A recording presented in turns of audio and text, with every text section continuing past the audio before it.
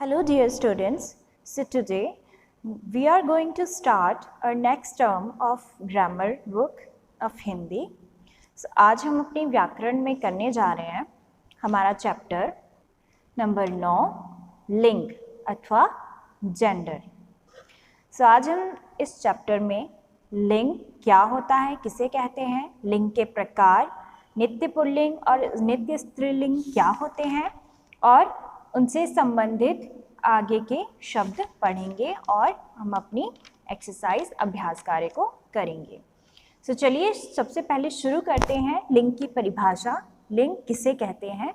तो शब्द के जिस रूप को या जिस रूप से पुरुष और स्त्री, ठीक है, जाति का बोध होता है उसे लिंग कहते हैं. यानी कि जिन शब्दों से हमें यह पता चले कि कौन स्त्री है, कौन लड़की है और कौन लड़का है, पुरुष है, उन्हें उन शब्दों को लिंग कहते हैं. जैसे छात्र और छात्रा. तो छात्र किसे कहते हैं? लड़के को. छात्रा लड़की को. मोर मोरनी. मोर क्या हो गया? पुरुष हो गया, पुल्लिंग, और मोरनी लड़की हो गई. ठीक है. बूढ़ा बुढ़िया. बूढ़ा पुरुष, बुढ़िया स्त्री. इसी तरह नौकर नौकरानी, बंदर बंदरिया और हंस हंसनी. तो इन दोनों शब्दों से हमें पता चल रहा है कि किसके लिए किस जो शब्द है वो पुरुष के लिए प्रयोग किया गया है और कौन सा शब्द स्त्री के लिए प्रयोग किया गया है. तो आइए अब हम पढ़ते हैं लिंग के भेद. आई होप आपको अच्छे से इंट्रोडक्शन इसका समझ में आ गया होगा, परिभाषा. अब हम इसके टाइप्स करते हैं. लिंग के भेद. तो लिंग के दो भेद होते हैं, पुल्लिंग और स्त्रीलिंग. पुल्लिंग यानी कि शब्द के जिस रूप से उसके पुरुष जाति के होने का बोध हो उसे पुल्लिंग कहते हैं. यानी कि जिन शब्दों से हमें ये पता चले कि ये शब्द किसी पुरुष के लिए इस्तेमाल किए गए हैं, किसी लड़के के लिए किए गए हैं, तो वो शब्द कहलाते हैं पुल्लिंग. जैसे छात्र, मोर, बूढ़ा, नौकर, बंदर, हंस आदि. ठीक है. तो ये थी पुल्लिंग. अब बात करते हैं स्त्रीलिंग की. तो शब्द के जिस रूप से उसके स्त्री जाति के होने का बोध हो उसे स्त्रीलिंग कहते हैं. यानी कि शब्द के जिस रूप से, जिस शब्द से हमें यह पता चले कि यह शब्द स्त्री जाति के लिए या किसी स्त्री के लिए, लड़की के लिए प्रयोग किया गया है, उस शब्द को कहते हैं स्त्रीलिंग. जैसे छात्रा, मोरनी, बुढ़िया, नौकरानी, बंदरिया और हंसनी. ठीक है.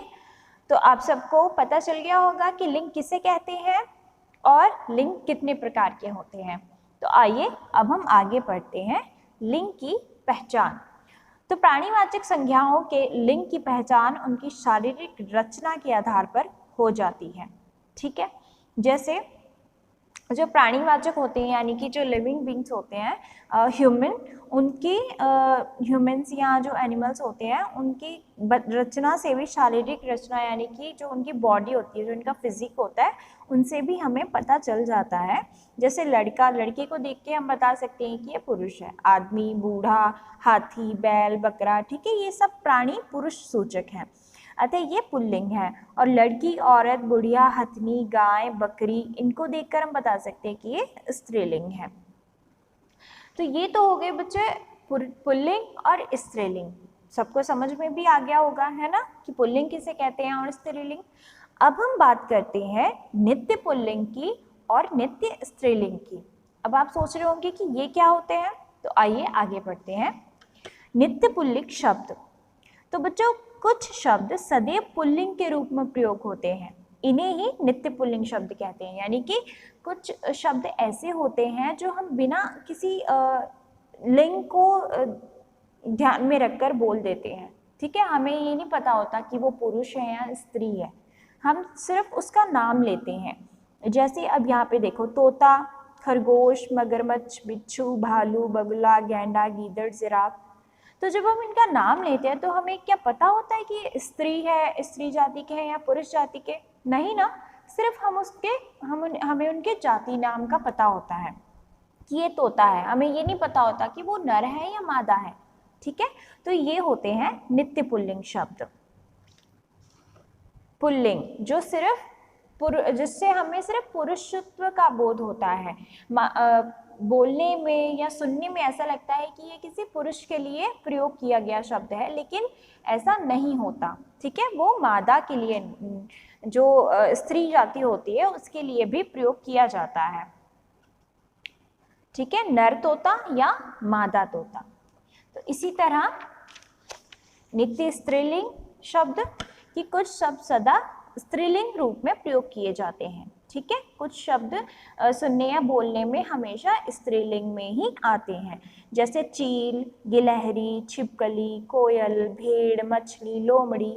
तो ये सब स्त्रियां ही थोड़ी होती हैं, इनमें पुरुष भी तो होते हैं ना, पुल्लिंग भी तो होते हैं। तो लेकिन इनके जो नाम है ये हमेशा स्त्रीलिंग की कैटेगरी में ही आते हैं, तो इसीलिए हम इनको नित्य स्त्रीलिंग कहते हैं। जू हो गया, तितली हो गई। ठीक है, या तो नर तितली होगी या फिर तितली मादा होगी, नर तितली, मादा तितली। ठीक है, इस तरह से इनकी हम पहचान कर सकते हैं या उनका नाम ले सकते हैं, लेकिन उनका नाम तितली ही रहेगा। ठीक है, तितला नहीं होगा उसका, वो तितली ही रहेगा। ठीक है, वो नर तितली या मादा तितली हम उसको कह सकते हैं। तो आगे और भी शब्द दिए गए हैं। कुछ शब्द पुल्लिंग और स्त्रीलिंग दोनों रूपों में प्रयोग होते हैं।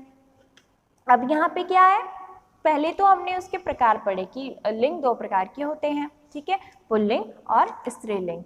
फिर हमने पढ़ा कि नित्य पुल्लिंग और नित्य स्त्रीलिंग। कुछ शब्द नित्य पुल्लिंग के लिए पुल्लिंग के अंदर आते हैं और कुछ शब्द जो हैं वो स्त्रीलिंग के लिए ही प्रयोग किए जाते हैं। ठीक है, अब हम पढ़ेंगे कि जो कुछ शब्द हैं वो पुल्लिंग और स्त्रीलिंग दोनों के लिए प्रयोग किए जाते हैं। ना ही वो पुल्लिंग के लिए होता है और ना ही स्त्रीलिंग के लिए होता है, वो दोनों चीज़ों में प्रयोग होते हैं। आइए कुछ ऐसे शब्द हैं बढ़ते हैं, जैसे डॉक्टर हो गया, है ना। डॉक्टर से हम पता नहीं कर सकते कि वो स्त्रीलिंग है या पुल्लिंग है। टीचर, प्रधानमंत्री, मुख्यमंत्री, राष्ट्रपति, पत्रकार, क्या आप इनको नामों को पढ़कर बता सकते हैं कि ये किसी स्त्री के लिए प्रयोग किए गए या पुरुष के लिए? नहीं ना। ठीक, बिल्कुल उसी तरह से ये जो शब्द हैं ये पुल्लिंग और स्त्रीलिंग दोनों के लिए प्रयोग किए जाते हैं। जैसे मैनेजर हो गया, है ना।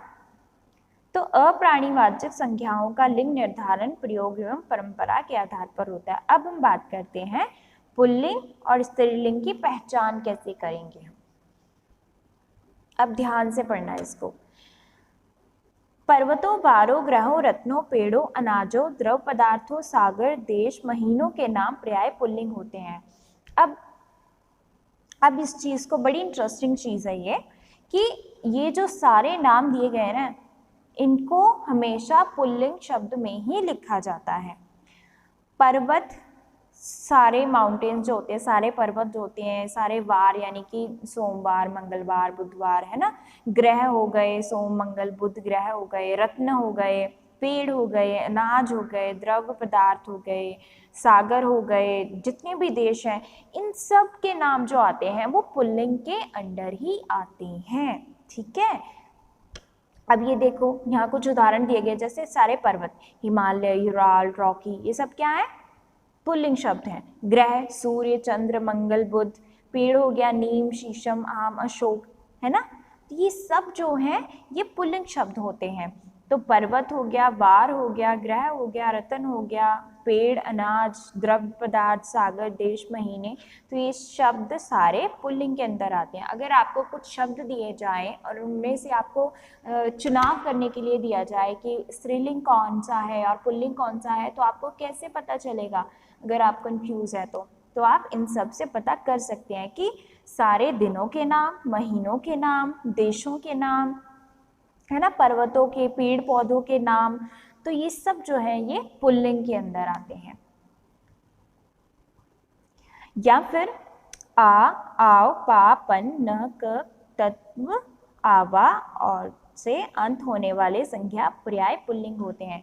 और जो ये सारे शब्द दिए गए हैं ना, आ, पा, न, त्वा, आव, पन, जिन शब्दों के अंत में ये शब्द लगते हैं वे शब्द भी हमेशा पुल्लिंग कहलाते हैं। ठीक है, जैसे मान लिया ये शब्द है चढ़ाव, ठीक है, तो एक होता है चढ़ना। अब उसको चढ़ना को हम उसकी क्रिया में प्रयोग करेंगे तो आ जाएगा एक चढ़ाई, है ना, आई। तो जिसके पीछे आई लग गया चढ़ाई, तो इससे हमें पता चल रहा है कि ये स्त्रीलिंग है। और यहाँ पर है आव यानी कि चढ़ाव, तो इससे क्या पता चल रहा है कि ये पुल्लिंग शब्द है। फर्क समझ में आ रहा है ना, चढ़ाव और चढ़ाई, है ना। तो उसी तरह से ये जो शब्द हैं जिनके पीछे आव, पन, आवा, आपा, नात्व, अड़ा लग रहा है, ये शब्द भी सारे पुल्लिंग ही कहलाते हैं, ठीक है, पुल्लिंग की पहचान होती है इनसे। अब हम बात करते हैं स्त्रीलिंग की पहचान कैसे करेंगे हम, ठीक है। तो यहाँ पर हमें बड़ी अच्छे से इन्होंने समझाया हुआ है कि पर्वत, ग्रह, पेड़, वार, रत्न आदि जितने भी ये नाम होते हैं ये सब पुल्लिंग होते हैं। अब हम स्त्रीलिंग की बात करेंगे। भाषाएं, शरीर के अंग, झीलें, बोलियां, नदियां, गहने, ये जो सभी हैं ये हमेशा स्त्रीलिंग में ही आती हैं, ठीक है। बोलियां हो गई, जैसे बोली है, बोली खुद एक स्त्रीलिंग शब्द है। तो आगे क्या होगी, पहाड़ी, हरियाणवी, राजस्थानी, ठीक है, ये क्या है, भाषाएं हैं। तो भाषाएं जो होती हैं, बोलियां जो होती हैं, वो हमेशा स्त्रीलिंग ही होती हैं, ठीक है। अब शरीर के अंग, आँख, टांग, जीभ, ठोड़ी, उंगलियां, ठीक है, ये सब क्या है, ये भी स्त्रीलिंग है। नदियां, गंगा, यमुना, कावेरी, नील, ठीक है, ये क्या है, ये भी स्त्रीलिंग है। गहने हो गए, पायल, अंगूठी, नथ, चूड़ी। झीलें हो गई, बुलर, चिल्का, सांभर आदि झीलें भी स्त्रीलिंग के अंदर ही आती हैं।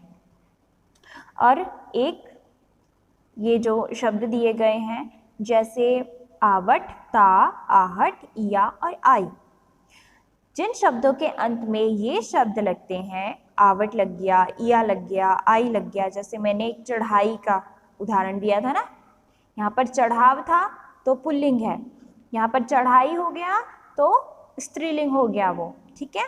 तो जिन शब्दों के बीच में आवट, ता, आहट, इया और आई लगे, ऐसे शब्द भी स्त्रीलिंग ही कहलाते हैं, ठीक है। तो अब हम कुछ और पढ़ लेते हैं पुल्लिंग से स्त्रीलिंग बनाने के नियम, ठीक है। जैसे बाल, यहाँ पर अ और अ या आ लगाकर हम स्त्रीलिंग बना सकते हैं। जैसे बाल है तो बाल के आगे, अ के आगे अगर आ लगा देंगे तो वो स्त्रीलिंग हो जाएगा, बाल का बाला, प्रिय का प्रिया। यानी कि जिन शब्दों के पीछे कोई भी मात्रा नहीं है ना, उनके साथ अगर आ जोड़ देंगे तो वो स्त्रीलिंग बन जाएगा, वेरी इजी, ठीक है। अब यहाँ पर अ के साथ आ, जैसे ऊपर किया हुआ आ, या बड़ी ई को जोड़ देंगे, वो भी क्या बन जाएगा, स्त्रीलिंग बन जाएगा। जैसे पुत्र है, यहाँ पर क्या है, पुत्र है, तो उसके साथ पुत्री, ठीक है। तो यहाँ पर क्या है, अ और आ के साथ अगर ई को जोड़ देंगे, ई की मात्रा लगा देंगे उनके स्थान पर, तो वो बन जाएगी स्त्रीलिंग। जैसे बकरा है, बड़ा आ की मात्रा लगी हुई ना, आ की मात्रा, तो उसका ई की लगा देंगे तो बकरी, स्त्रीलिंग। यहाँ पर आ के स्थान पर अगर इया लगा देंगे तो वो भी स्त्रीलिंग में हो जाएगा, कुत्ता, कुतिया। अब यहाँ पर अ के स्थान पर आनी लगाएंगे तो देवर, देवरानी, स्त्रीलिंग हो गया। अब यहाँ पर इन लगाएंगे अंत में तो वो भी स्त्रीलिंग हो जाएगा, धोबी का धोबिन, कुम्हार का कुम्हारिन। तो इसी तरह से नी, इका, आइन, इन शब्दों को जोड़कर भी हम स्त्रीलिंग बना सकते हैं, ठीक है बच्चों। तो ये था हमारा चैप्टर लिंग। आई होप सबको अच्छे से सारे इसके भेद, परिभाषाएं, सब कुछ अच्छे से समझ में आ गया होगा। तो अब हम फटाफट इसकी एक्सरसाइज पढ़ लेते हैं। सबसे पहले एमसीक्यूज। तो लिंग के कितने भेद हैं, 2। कौन से, पुल्लिंग और स्त्रीलिंग, शाबाश। नित्य पुल्लिंग शब्द नहीं है, इनमें से कौन सा नित्य पुल्लिंग नहीं है, कुत्ता, ठीक है, कुत्ता का, क्योंकि स्त्रीलिंग कुतिया शब्द होता है तो इसलिए ये नित्य पुल्लिंग नहीं है। नित्य पुल्लिंग और स्त्रीलिंग याद है ना, जो शब्द हमेशा पुल्लिंग के लिए इस्तेमाल होते हैं वो नित्य पुल्लिंग, और जो शब्द स्त्रीलिंग स्त्री के लिए इस्तेमाल होते हैं वो नित्य स्त्रीलिंग। अब इनमें से स्त्रीलिंग शब्द नहीं है, कौन सा नहीं है? गिलहरी, तोते या तितली। तो तितली और गिलहरी दोनों है, अब तोता स्त्रीलिंग है नहीं है, ठीक है, पुल्लिंग है। पाठक का स्त्रीलिंग रूप पाठिका। तपस्विनी का शब्द बना है, किससे बना है? एक होता है तपस्वी, ठीक है, अब तपस्वी ई के आगे हमने नी, ठीक है, इनी लगा दिया तो बन गया तपस्विनी। पर्वतों के नाम सदा होते हैं पुल्लिंग। अब इनके हमने स्त्रीलिंग शब्द रूप लिखने हैं। चिड़ा का चिड़िया, हंस हंसनी, युवक युवती, नर नारी, कुम्हार कुम्हारिन, भाई बहन, अध्यक्ष अध्यक्षा, ऊंट ऊंटनी। निम्नलिखित वाक्यों में लिंग परिवर्तन करके पुनः लिखिए। तो तपस्विनी तप कर रही है, तो इसका क्या होगा? तपस्वी तप कर रहा है। सभी युवतियां नाच रही हैं, तो सभी युवक नाच रहे हैं। अध्यापक छात्रों को पढ़ा रहे हैं, अध्यापिका छात्रों को पढ़ा रही है। धोबिन कपड़े सुखा रही है, धोबी कपड़े सुखा रहा है। शेर बकरे को पकड़ने के लिए भागा, शेरनी बकरी को पकड़ने के लिए भागी। तो इसी तरह से बच्चों यहाँ पर आपको कुछ शब्द दिए गए हैं, इनसे आपने नए शब्द तैयार करने हैं। ताका सुता तोता, इया चिड़िया, आई पढ़ाई, आवट थकावट, इस तरह से। आगे इन्होंने लिखा है कि नित्य स्त्रीलिंग और नित्य पुल्लिंग के 5 उदाहरण दीजिए। तो आपने पीछे से भी देख सकते हो आप, या फिर आपको खुद भी पता होना चाहिए कि हम किसके लिए पुल्लिंग शब्द का इस्तेमाल करते हैं, किसके लिए स्त्रीलिंग का। जैसे तोता, खरगोश, जिराफ, बगुला, ये क्या है? नित्य पुल्लिंग। चील, गिलहरी, छिपकली, राष्ट्रपति, ये क्या है? स्त्रीलिंग। ठीक है बच्चों, ये था हमारा चैप्टर लिंग। सो काफ़ी इंटरेस्टिंग था, रोचक था, है ना? तो आई होप सबको अच्छे से समझ में आ गया होगा। तो ये था आपका चैप्टर। ओके बच्चों, thank you and have a nice day.